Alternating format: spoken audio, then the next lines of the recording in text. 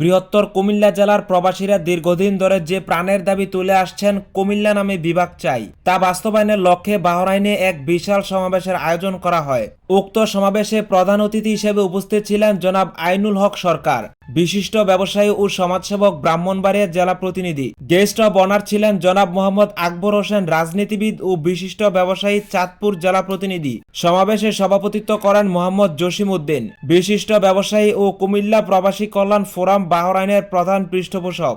এছাড়াও সমাবেশে উপস্থিত ছিলেন বাহরাইন বিজনেস ফোরামের সদস্য আবু নেসার, আবু হানিফ, কেরামত আলী সহ বৃহত্তর কুমিল্লার অসংখ্য প্রবাসী। সেই সমাবেশ থেকে আমরা কুমিল্লাবাসী, কুমিল্লা প্রবাসী কল্যাণ ফোরামের আয়োজনে আজকের এই সমাবেশ থেকে আমরা কুমিল্লাকে বিভাগ হিসাবে দাবি করছি এবং সেটা আমাদের প্রাণের দাবি।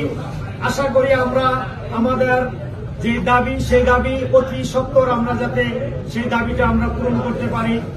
আমরা বর্তমান কেয়ারটেকার গভর্নমেন্টের কাছে আমাদের দাবি হচ্ছে যে ইমিডিয়েটলি যাতে আমাদের কুমিল্লার নামেই বিভাগ ঘোষণা করা। প্রধান অতিথি ও বিশেষ অতিথিরা তাদের বক্তব্যে বলেন, কুমিল্লা জেলার ঐতিহ্য, ইতিহাস ও অর্থনৈতিক দিক থেকে বিভাগ পাওয়ার যোগ্য। কুমিল্লা বাংলাদেশের অন্যতম গুরুত্বপূর্ণ এলাকা। প্রশাসনিক বিকেন্দ্রীকরণ ও উন্নয়নের স্বার্থে কুমিল্লা বিভাগ বাস্তবায়ন সময়ের দাবি। সভাপতি মোহাম্মদ জসিম উদ্দিন বলেন, বৃহত্তর কুমিল্লার মানুষ ঐক্যবদ্ধভাবে এই দাবি দীর্ঘদিন ধরে জানিয়ে আসছে। প্রবাস থেকেও আমরা এই আন্দোলনের অংশ হতে চাই। কুমিল্লা বিভাগ চাই, লাল গোলাপ শুভেচ্ছা। নোয়াখালীতে কিছু নাই, কুমিল্লাতে বিভাগ চাই।